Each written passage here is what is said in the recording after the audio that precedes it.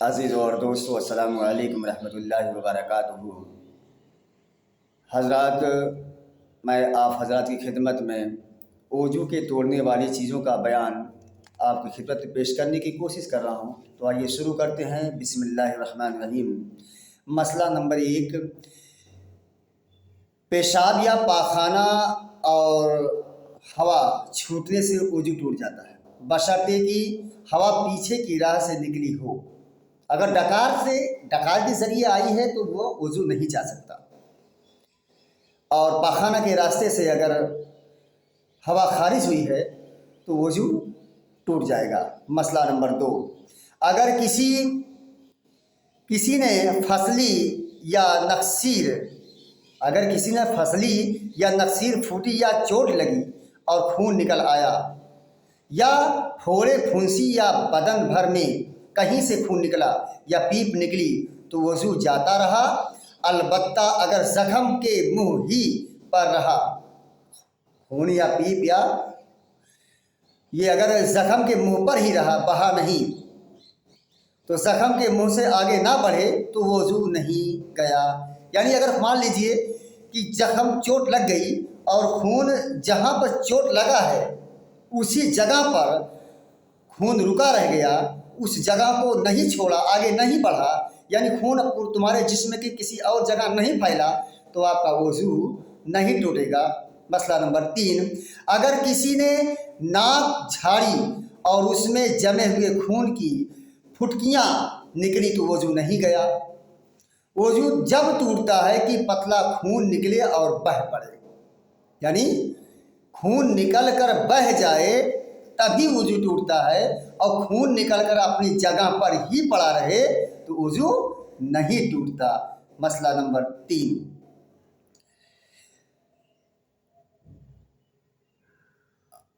وضو تب ٹوٹتا ہے کہ پتلا خون نکلے اور بہہ پڑے۔ تو آگے اس کو خوب یاد رکھنا، اس سے بہت سے مسائل معلوم ہو جائیں گے۔ مسئلہ نمبر 4، اگر کسی کے پھوڑے میں بڑا گہرا گھاؤ ہو گیا ہے تو جب تک خون پیپ اس گھاؤ کے سوراخ کے اندر ہی اندر ہے، باہر نکل کر بدن پر نہ آئے، اس وقت تک وضو نہیں ٹوٹتا۔ مسئلہ نمبر 5، کسی کے تھوک میں خون معلوم ہوا تو اگر تھوک کا رنگ سفیدی یا زردی مائل ہے تو وضو نہیں گیا، اور خون زیادہ یا برابر ہے اور رنگ سرخی مائل ہے تو وضو ٹوٹ گیا۔ مسئلہ نمبر 6، کسی کے کان میں درد ہوتا ہے اور پانی نکلا کرتا ہے، کسی کے کان میں درد ہوتا ہے اور پانی نکلا کرتا ہے تو یہ پانی جو کان سے نکلتا ہے نجس ہے، اگرچہ کچھ پھوڑا یا پھنسی نہ معلوم ہو، بس اس کے نکلنے سے وضو ٹوٹ جائے گا۔ جب کان کے سوراخ سے نکل کر اس جگہ تک آ جاوے جہاں تک غسل میں پانی پہنچانا فرض ہے، تب وضو ٹوٹے گا۔ اسی طرح ناپ سے پانی نکلے اور درد بھی ہوتا ہو تو اس سے بھی وضو ٹوٹ جائے گا۔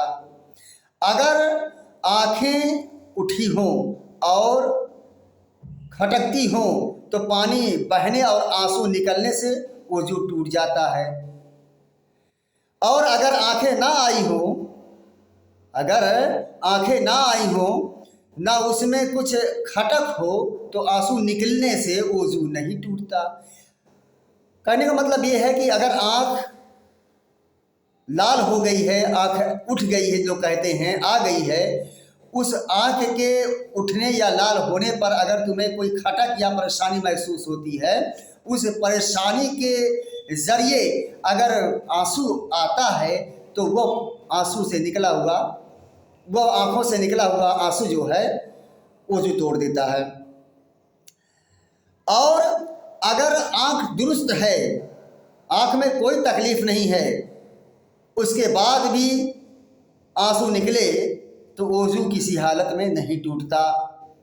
مسئلہ نمبر 7، اگر قے یعنی الٹی ہوئی، اگر قے ہوئی اور اس میں کھانا، پانی یا پت گرے तो अगर मुंह भर के कह हुई है तो वजू टूट गया।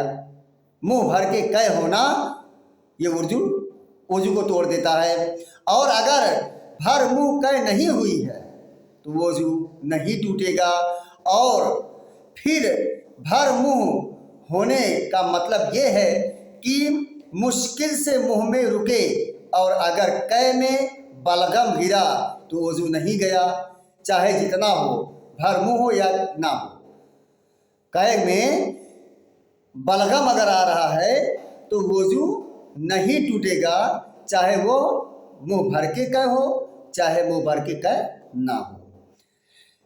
सबका एक हुक्म है। और अगर कै में खून गिरे तो अगर पतला हो तो वजू टूट गया, चाहे कम हो या ज़्यादा। फिर भर मुंह हो या ना हो, अगर जमा हुआ टुकड़े टुकड़े गिरे और भर मुंह हो तो वजू टूट जाएगा, और अगर कम हो तो वजू ना जाएगा। मतलब नंबर 8, थोड़ी थोड़ी करके कई दफ़ा कह हुई। थोड़ी थोड़ी करके कई दफ़ा कह हुई, लेकिन सब मिलाकर इतनी है कि अगर एक दफ़ा में गिरती तो मुंह भर हो जाती। थोड़ी थोड़ी कई मर्तबा उल्टी हुई, कह हुई, लेकिन अगर सब मिलाया जाए, थोड़ा थोड़ा जो गिरी है, जो कह हुई है, उन सबको अगर मिलाया जाए तो इतना मालूम हो जाए कि मुंह भरकर हो जाती है। तो अगर एक ही मितली बराबर बाकी रही, अगर एक ही मितली बराबर बाकी रही और थोड़ी थोड़ी कह होती रही तो वजू टूट गया। और एक मितली बराबर नहीं रही, बल्कि पहली मर्तबा की मितली जा रही थी और जी अच्छा हो गया था, फिर दोहरा कर मितली शुरू हुई और थोड़ी सी कह हो गई। फिर जब ये मितली जाती रही तो तीसरी दफ़ा फिर मितली शुरू हुई और फिर कह हुई तो वजू नहीं टूटेगा। यानी एक मितली में अगर कई दफ़ा, एक मितली में अगर कई दफ़ा मतलब कह हुई और उन कई दफ़ा में जो कह हुई उसका अंदाज़ा ये हुआ कि अगर इकट्ठा ये सारी कह जितनी मर्तबा हुई हैं अगर इकट्ठा होती तो मुंह भर के आ जाती तो वजू टूट जाता। लेकिन एक ही मितली में एक बार मितली आई और कह हो गई, तबीयत ठीक हो गई। कुछ देर के बाद फिर मितली आई, फिर कह हो गई, तबीयत ठीक हो गई। फिर मितली आई, कुछ देर के बाद आराम होने के बाद, यानी कई मितली में कई बार कह का आना, कई मितली में कई बार कह का आना और मुंह भर के कह का आना, इससे भी वजू टूट जाता है। और एक मितली से कई बार कह आना, एक मितली से कई बार कह का आना यानी उल्टी का होना, चाहे वो एक या दो या तीन बार हुआ हो, लेकिन तीनों सबका जोड़ अगर मजमुआ किया जाए तो मुंह भर के अगर बनता है तो वजू टूट जाएगा। मगर शर्त यह है कि एक ही मितली में वो सारी कह हो। अगर कई मितली में वो कह हुई है तो वजू नहीं टूटेगा। मसला नंबर 9, बैठे हुए नींद का ऐसा झोंका आया कि अगर बैठे हुए नींद का ऐसा झोंका आया कि गिर पड़ा, तो अगर गिर कर फौरन ही आंख खुल गई हो तो वजू नहीं टूटा।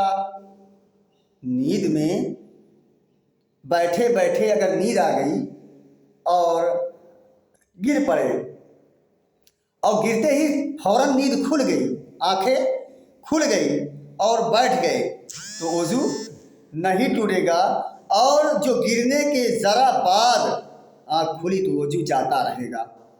और अगर बैठा झूमता रहा गर उन्हें तब भी वजू नहीं टूटेगा।